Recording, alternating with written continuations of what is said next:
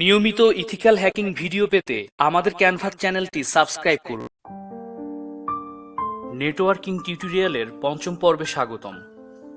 একাধিক ডিভাইসের মধ্যে সংযোগ আর ডেটা আদান প্রদান করাই হচ্ছে নেটওয়ার্কিং এর মূল বিষয়বস্তু। আর এই সংযোগ এবং ডেটা ট্রান্সমিশনের জন্য প্রয়োজন হয় কোনো মিডিয়া বা মাধ্যমের। তাই নেটওয়ার্কিং শিখতে হলে ডেটা ট্রান্সমিশন মিডিয়া সম্পর্কে ভালো ধারণা থাকা প্রয়োজন। আজকের এপিসোডে আমরা বিভিন্ন ধরনের ট্রান্সমিশন মিডিয়া নিয়ে বিস্তারিত জানব। আপনারা দেখছেন আমাদের ক্যানভাস, আর সাথে আছে রফিকুল ইসলাম বিজয়। নেটওয়ার্কিং ও সাইবার সিকিউরিটি রিলেটেড ভিডিও পেতে আমাদের চ্যানেলটি সাবস্ক্রাইব করে রাখতে পারেন। এবার আসুন আজকের ভিডিওটি শুরু করা যাক। Data transmission media. Data transmission media বলতে এমন কোনো পথকে বোঝায় যার মধ্য দিয়ে প্রেরকের কাছ থেকে গ্রাহকের কাছে ইনফরমেশন স্থানান্তরিত হয়। একে ডেটা কমিউনিকেশন মিডিয়ামও বলা হয়। ডেটা ট্রান্সমিট করার জন্য আমরা বিভিন্ন ধরনের কেবল অথবা ওয়েব ব্যবহার করে থাকি। ডেটা সাধারণত ইলেকট্রিক্যাল অথবা ইলেকট্রোম্যাগনেটিক সিগন্যালের মাধ্যমে ট্রান্সমিট হয়ে থাকে। ট্রান্সমিশন মিডিয়া মূলত ওএসআই মডেলের ফিজিক্যাল লেয়ারে কাজ করে। ওএসআই মডেল সম্পর্কে যাদের ধারণা নেই তাদের জন্য বলছি, খুব শীঘ্রই সামনের কোনো এপিসোডে আমরা ওএসআই এবং টিসিপির মতো মডেল বা নেটওয়ার্কিং ফ্রেমওয়ার্ক নিয়ে বিস্তারিত জানব। আজকে আমাদের আলোচ্য বিষয় কেবল ডেটা ট্রান্সমিশন মিডিয়া। তো এবার আসুন ট্রান্সমিশন মিডিয়ার প্রকারভেদ নিয়ে আলোচনা করা যায়। ট্রান্সমিশন মিডিয়াকে প্রধানত দুই ভাগে ভাগ করা যায়। প্রথমটি হচ্ছে গাইডেড বা ওয়্যার্ড মিডিয়া। এটাকে আমরা কেবল বা তারযুক্ত মিডিয়া বলতে পারি। এর উদাহরণ হলো যেমন টেলিফোন তার, অপটিক্যাল ফাইবার ইত্যাদি। আর অন্যটি হচ্ছে আনগাইডেড বা ওয়্যারলেস মিডিয়া, বাংলায় যাকে বলতে পারি তারবিহীন মাধ্যম। এখানে কেবলের দরকার হয় না, এটি ফ্রি স্পেস ইউজ করে এবং এটি কাজ করে ফ্রিকোয়েন্সি বা ওয়েভের উপর ভিত্তি করে। গাইডেড বা ওয়্যার্ড মিডিয়া। ডেটা কমিউনিকেশনে কেবল বা তার একটি গুরুত্বপূর্ণ মাধ্যম। এই কেবল সাধারণত কপার বা তামা এবং কাঁচ অথবা স্বচ্ছ প্লাস্টিক দিয়ে তৈরি করা হয়। সাধারণত স্বল্প দূরত্বের নেটওয়ার্কে ডেটা ট্রান্সমিটের জন্য কেবল ব্যবহার করা হয়। এছাড়া হাই স্পিড এবং ডেটা সিকিউরিটির জন্য আমরা কেবল ব্যবহার করে থাকি। আবার প্রয়োজনের উপর ভিত্তি করে বিভিন্ন নেটওয়ার্কে বিভিন্ন ধরনের কেবল বা তার ব্যবহার করা হয়। গাইডেড বা ওয়্যার্ড মিডিয়া অনেক ধরনের হতে পারে।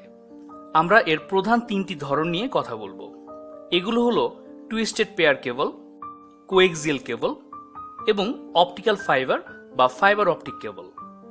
টুইস্টেড পেয়ার কেবল।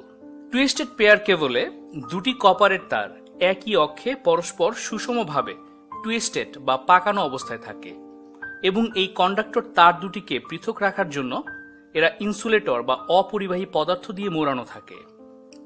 এক একটি কপার তারের পুরুত্ব হয়ে থাকে 0.4 মিলিমিটার থেকে 1 মিলিমিটার। সিগন্যাল ইন্টারফিয়ারেন্স, ক্রসটক বা ইলেকট্রোম্যাগনেটিক ইন্ডাকশন কমানোর জন্য মূলত তার দুটোকে এভাবে পরস্পরের সাথে পাকানো অবস্থায় রাখা হয়।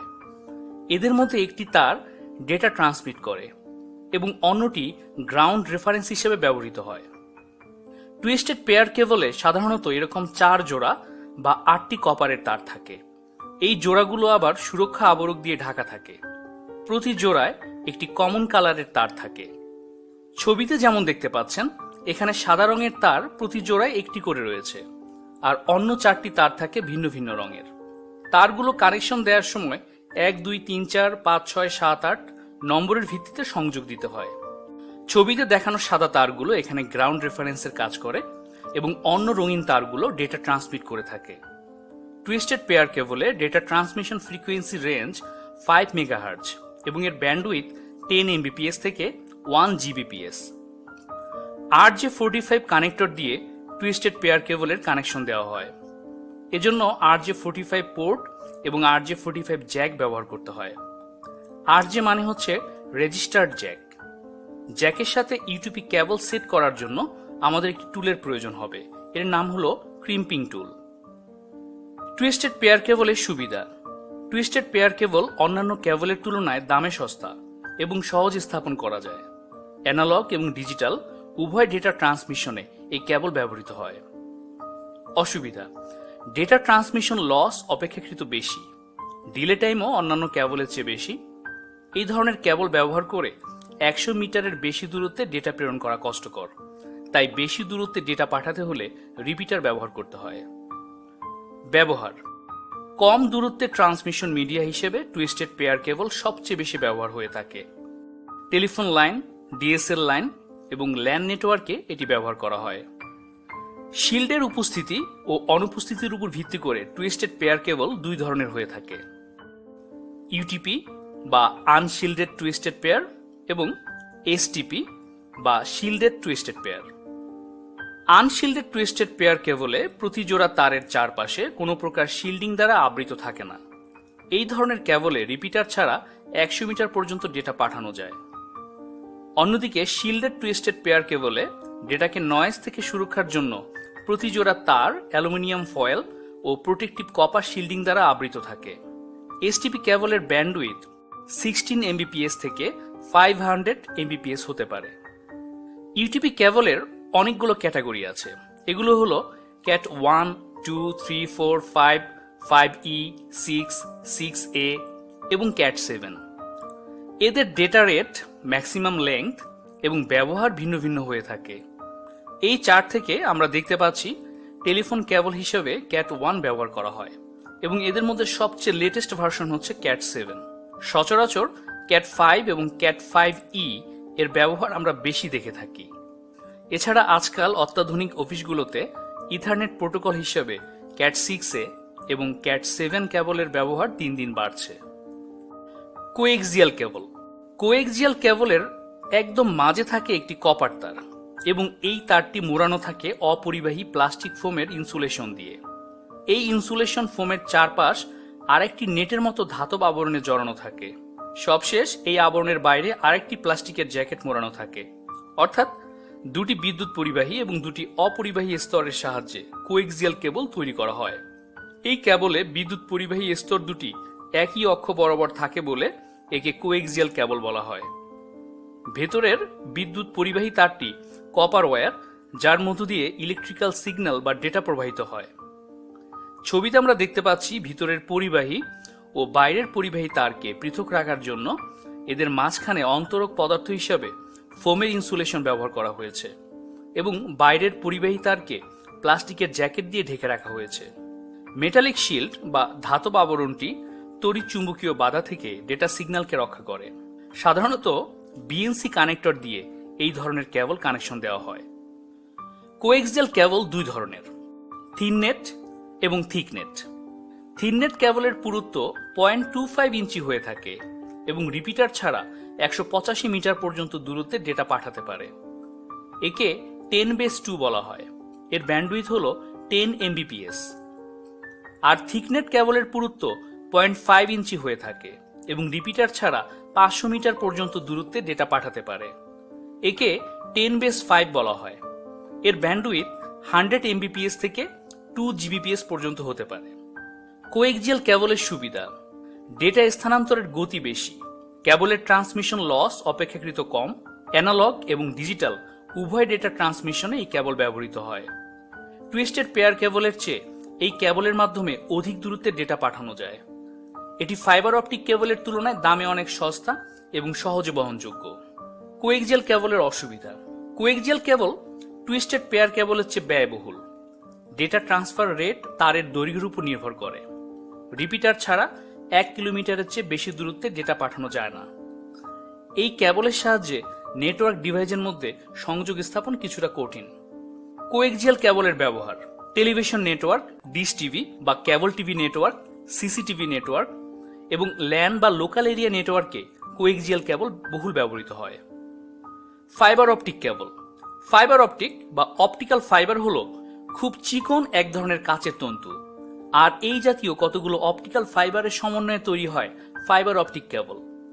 ফাইবার অপটিক কেবল হচ্ছে ট্রান্সমিশন কেবল প্রযুক্তির সর্বাধুনিক রূপ। ফাইবারগুলো এক ধরনের ডাই ইলেকট্রিক অন্তরক পদার্থ বা সিলিকা বা মাল্টি কম্পোনেন্ট কাঁচ দিয়ে তৈরি, যা রাসায়নিকভাবে নিরপেক্ষ এবং আলো পরিবহনে সক্ষম। অপটিক্যাল ফাইবারের সবচেয়ে বড় বৈশিষ্ট্য হলো এটি তড়িৎ সিগন্যালের পরিবর্তে আলোক বা লাইট সিগন্যাল ট্রান্সমিট করে। পৃথকভাবে প্রতিটি ফাইবার প্লাস্টিকের স্তর দিয়ে আবৃত থাকে এবং একটি প্রতিরক্ষামূলক টিউবের মধ্যে থাকে। অপটিক্যাল ফাইবারের মধ্য দিয়ে আলোর পূর্ণ অভ্যন্তরীণ প্রতিফলনের মাধ্যমে অতি দ্রুত ডেটা পাঠানো যায়। অপটিক্যাল ফাইবার কাচের তন্তু হওয়ায় তড়িৎচৌম্বক প্রভাব থেকে মুক্ত।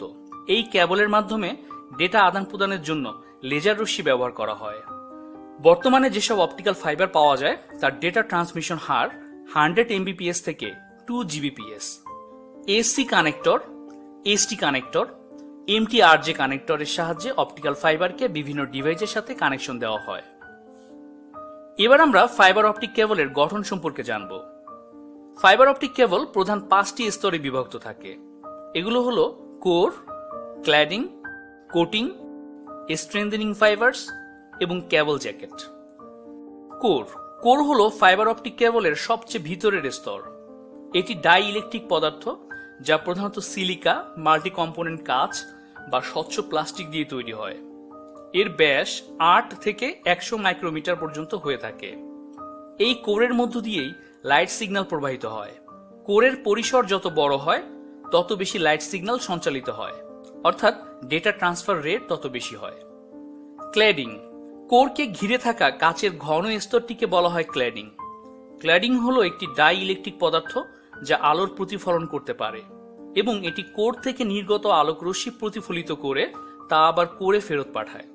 ক্ল্যাডিং এর ব্যাস 125 মাইক্রোমিটার। এর প্রধান কাজ হলো কোর ইন্টারফেসে নিম্ন প্রতিসরাঙ্ক সরবরাহ করা, যাতে কোরের প্রতিসরাঙ্ক ক্ল্যাডিং এর প্রতিসরাঙ্কের তুলনায় বেশি হয়। ফলে কোরের মধ্য দিয়ে পূর্ণ অভ্যন্তরীণ প্রতিফলনের মাধ্যমে লাইট সিগন্যাল ট্রান্সফার হয়। কোটিং, ক্ল্যাডিং এর উপর যে প্লাস্টিকের আবরণ থাকে তাকে বলা হয় কোটিং। ফাইবার অপটিক কেবল যাতে অতিরিক্ত বাঁকানো না যায় সেজন্য এটি বাড়তি সুরক্ষা প্রদান করে। স্ট্রেংথেনিং ফাইবারস, এই স্তরটিও ফাইবার অপটিক কেবলের সুরক্ষা নিশ্চিত করে থাকে। কেবল জ্যাকেট, এটি হচ্ছে ফাইবার অপটিক কেবলের সবচেয়ে বাইরের আবরণ যা মূলত প্লাস্টিকের তৈরি। এটি ফাইবার অপটিক কেবলকে ঘর্ষণ, মরিচা, জলীয় বাষ্প থেকে রক্ষা করে।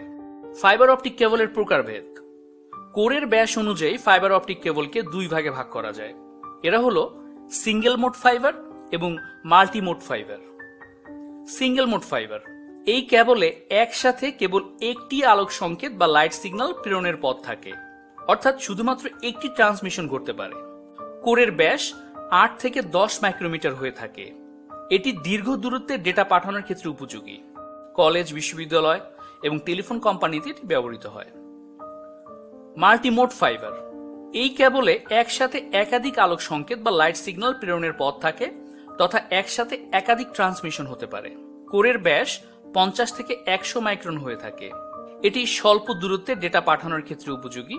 অডিও ভিডিও প্রেরণে এবং লোকাল এরিয়া নেটওয়ার্কে মাল্টিমোড ফাইবার ব্যবহৃত হয়। ফাইবারের গাঠনিক উপাদানের প্রতিসরাঙ্কের উপর নির্ভর করে ফাইবার অপটিক কেবলকে আবার 3 ভাগে ভাগ করা হয়েছে। এরা হলো step index fibre, graded index fibre এবং মনোমোড ফাইবার। স্টেপ ইন্ডেক্স ফাইবার, এই কেবলে কোরের প্রতিসরাঙ্ক সর্বত্র সমান হয় এবং ব্যাস বেশি। গ্রেডেড ইন্ডেক্স ফাইবার, এই কেবলটিতে কোরের প্রতিসরাঙ্ক কেন্দ্র থেকে বাইরের দিকে কমতে থাকে। এবং সবশেষে মনোমোড ফাইবার, সিঙ্গেল ওয়েভলেংথে লাইট ক্যারি করার জন্য এটি ডিজাইন করা হয়েছে। ফাইবার অপটিক কেবলের বৈশিষ্ট্য, এটি ইলেকট্রিক্যাল বা তড়িৎ সিগন্যালের পরিবর্তে আলোক বা লাইট সিগন্যাল ট্রান্সমিট করে এবং ডেটা আলোর গতিতে আদান প্রদান করা যায়। একসাথে একাধিক তথ্য প্রেরণ করা যায়। এর রয়েছে রাসায়নিক সুস্থিরতা বা নিষ্ক্রিয়তা। এতে আলোকের পূর্ণ অভ্যন্তরীণ প্রতিফলন পদ্ধতিতে ডেটা উৎস থেকে গন্তব্যে গমন করে। শক্তির অপচয় হয় না বললেই চলে। ফাইবার অপটিক কেবলের সুবিধা, আলোর গতিতে ডেটা ট্রান্সমিট হয়, তাই অধিক দূরত্বে উচ্চ গতিতে ডেটা ট্রান্সমিট করতে পারে। উচ্চ ব্যান্ডউইথ সম্পন্ন, ওজনে হালকা এবং সহজে পরিবহনযোগ্য। নেটওয়ার্ক ব্যাকবোন হিসেবে ব্যবহার করা যায়। শক্তির অপচয় কম হয়, পরিবেশের তাপ, চাপ ইত্যাদি দ্বারা প্রভাবিত হয় না। বিদ্যুৎ চৌম্বক প্রভাব থেকে মুক্ত থাকে এবং ডেটা সংরক্ষণের নিরাপত্তা ও গোপনীয়তা সবচেয়ে বেশি। ফাইবার অপটিক কেবলের অসুবিধা, ফাইবার অপটিক কেবলকে ইউ আকারে বাঁকানো যায় না, এটা অত্যন্ত ব্যয়বহুল। ফাইবার অপটিক কেবল ইনস্টল করা অন্যান্য কেবলের চেয়ে তুলনামূলকভাবে কঠিন। ফাইবার অপটিক কেবলের ব্যবহার, নেটওয়ার্কের ব্যাকবোন হিসাবে অধিকাংশ ক্ষেত্রে ফাইবার অপটিক কেবল ব্যবহৃত হয়। ফাইবার অপটিক কেবলের মাধ্যমে আলোকসজ্জা, সেন্সর ও ছবি সম্পাদনের কাজ করা হয়ে থাকে। ফাইবার অপটিক কেবল ব্যবহার করে সাবমেরিন কেবল বা সমুদ্রের তলদেশ দিয়ে এক দেশের সাথে অন্য দেশের বা এক মহাদেশের সাথে অন্য মহাদেশের উন্নত যোগাযোগ ব্যবস্থা গড়ে তোলা হয়েছে। এই মুহূর্তে স্ক্রিনে যে চার্ট দেখতে পাচ্ছেন, এখানে আমি সংক্ষেপে বিভিন্ন ধরনের কেবলের একটি তুলনামূলক বিবরণ তুলে ধরেছি। তো আজকের পর্বে আমরা বিভিন্ন ধরনের গাইডেড বা ওয়্যার্ড মিডিয়া নিয়ে আলোচনা করেছি। আগামী পর্বে আমরা আনগাইডেড বা ওয়্যারলেস মিডিয়া সম্পর্কে জানব। ভিডিওটি দেখার আমন্ত্রণ রইল। আর এই ভিডিওটি ভালো লাগলে অবশ্যই লাইক দিয়ে যাবেন। আজকের মতো বিদায় নিচ্ছি। ধন্যবাদ।